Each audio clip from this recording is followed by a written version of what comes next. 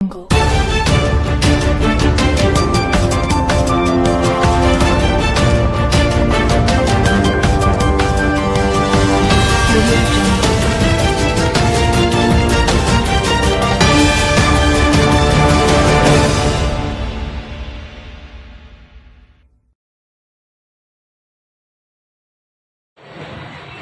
इस व्यापारी ने कहा आशीर्वाद महाराज, आप एक देश के राजा, आपके देश से गरम मसाले पूरी दुनिया में जाते हैं, तो धनी संपन्न देश है, आपको पैसे तो हजारों रुपया। पिता की बात याद आई, मेरे आशीर्वाद तुम्हारे साथ हैं, कुछ भी करोगे उसमें सफल हो। पिता के आशीर्वाद का स्मरण करते हुए और ईश्वर प्रार्थना करके इसने एक छोटा सा काम शुरू किया। कहीं से एक टोकरी में सब्जियां खरीदी और आशीर्वाद तुम्हारे साथ है, और थोड़ा बहुत जो भी पूंजी है उससे काम शुरू करना। तुम्हारी पढ़ाई लिखाई जो हो सकती थी वो पूरी हो गई है। मेरे आशीर्वाद हमेशा तुम्हारे साथ रहेंगे। ऐसा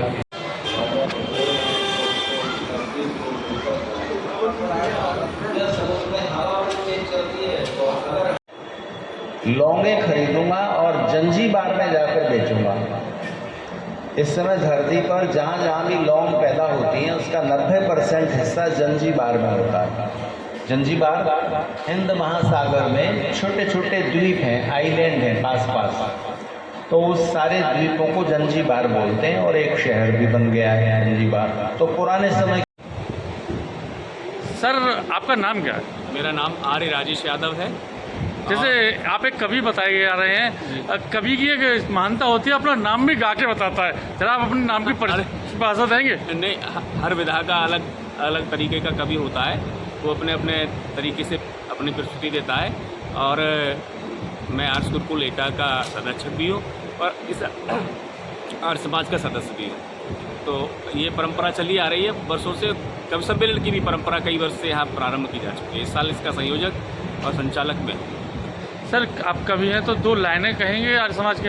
हम बिल्कुल कहेंगे कि एक वैदिक ही धर्म है आर्यों का देशीय, बाकी सब अनुयायी संप्रदाय विश्व के, और थोड़ा थोड़ा इतिहास, थोड़ी थोड़ी आस्थाएं लेकर खड़े हैं ये मतावलंबी विश्व के।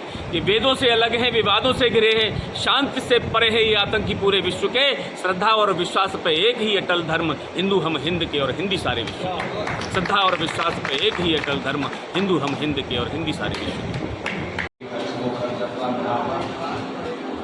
तो यहाँ तो भाव पड़ेगा 50 से 100 के बीच, और यहाँ से 50-100 रुपये से खरीद के वहाँ जाकर बेचेगा जहाँ वो लौंग पैदा होती है। तो क्या फायदा होना है? मशीन से ज़्यादा करते नहीं हुए 10-20 कर्मचारी को पगार होती, ऐसे ऐसे पाली को 10 लोग एक साथ चला रहे। तो मुझे जो सफलता मिली है पिता के आशीर्वाद से ही मिली है। फिर एक दिन मन में एक विचार आया कि ये संयोग भी तो हो सकता है कि मैंने काम किया, मेहनत की और उसमें सफलता मिल गई।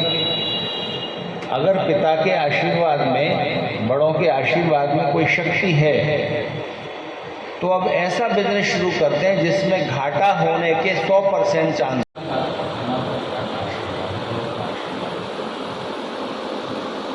तो दिन में 8-10 बार उसके मुख से बड़ों का आशीर्वाद, माता पिता का आशीर्वाद है, ये वाक्य निकलता था। तो लोगों ने इसका नाम ही आशीर्वाद रख दिया। जहाँ कहीं रास्ते से जा रहा है लोग कहते हैं आशीर्वाद जा रहा है। अब पैसा हो गया था तो सभा वगैरह होती थी, तो उसमें लोग इनको मुख्य अतिथि, विशिष्ट अतिथि, अध्यक्ष वगैरह बना देते थे। और कुछ रुपये खाने पीने से निकालता, उन रुपयों से फिर इसने मंडी से सब्जी खरीदी और एक छोटी दुकान लगाई। वहाँ पर सब्जियाँ बिकी, दुकान अच्छी चल रही थी और इसको लगा पिता का आशीर्वाद फल रहा।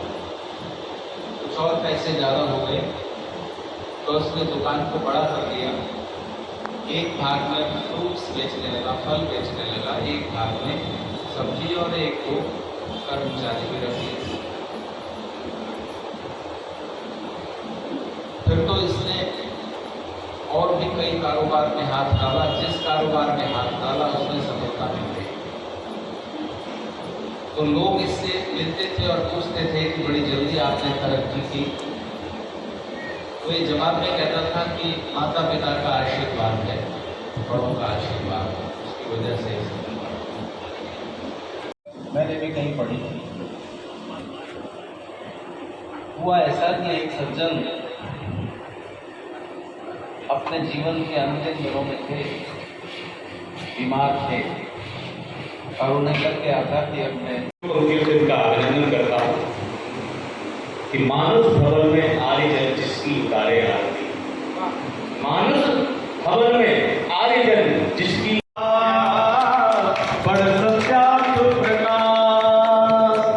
इसलिए निवेदन है, पढ़िए सुनिए समझिए, रहिए नहीं निराश।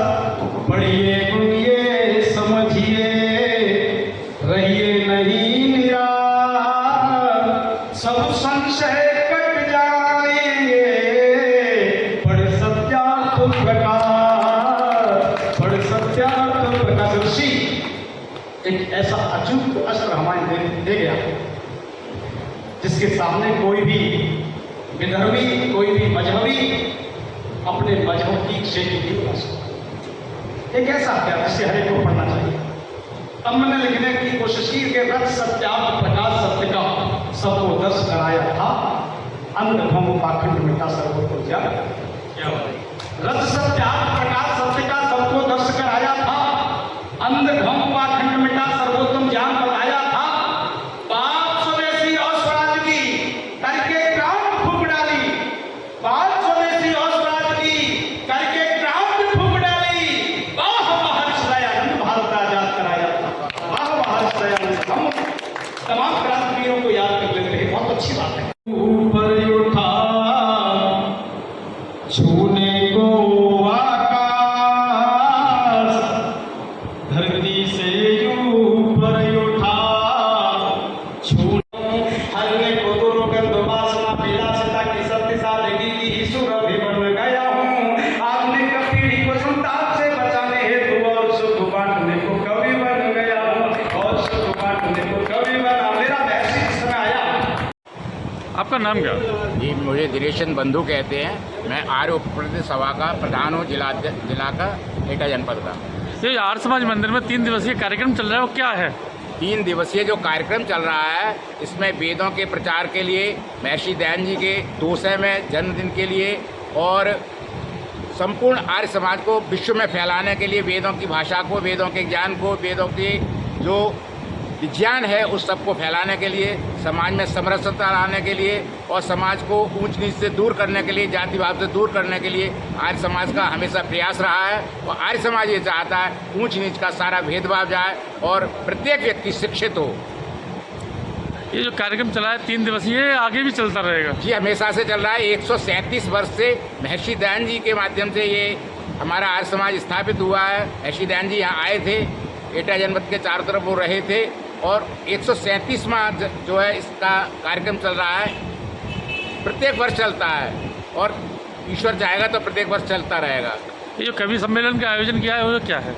कवि सम्मेलन का आयोजन भी उसी लक्ष्य को लेकर किया है कि संसार में वेदों की जो है धारा प्रवाह बहती हुई एक नदियाँ रहे, एक गंगा रहे, वेदों का जो भाव है गंगा की तरह अविरल चलता रहे। और ये जो कवि हमारे आए हुए हैं, ये भी सब वैदिक विभाग को, वैदिक संपदा को फैलाने के लिए आए हुए हैं। ध्यान करना उनका सुनो, एक लाइन आपको ये कितना कहा जाता है। जहाँ अकेले दयानंद दुनिया से बढ़ जाते ही, श्रद्धानंद संगीनों के भी आगे बढ़ जाते ही, पर सत्यार्थ प्रकाश जहाँ बन गए बीरबलधारी, जहाँ याद आते शेखर सुभाष झांसी की रानी, जहाँ भगतपुर सुरेंद्रनाथ खंडी अमर कहानी, वीर हकीकत लेख राम बंदा की भी कुर्बानी, बटकेश्वर लाहिड़ी सरावा के पौरुष की गाथा, दुश्मन के आगे जिनका ना कभी झुकाता माथा, राणा के भाले का कर्तव्य और वो हल्दी घाटी, जहाँ इसमें रहती वीर शहीदों की परिपाटी, जिसके रत्नाओं में सदा स्वदेशी और सुराग है। दुनिया के सारे प्रश्नों का उत्तर आज समाज है, दुनिया के सारे उत्तर आचमन है, दुनिया के सारे प्रश्नों का उत्तर आचमन। पाया ऋषि दयानंद को, पर कुटिल से कुटिल व्यवहार किया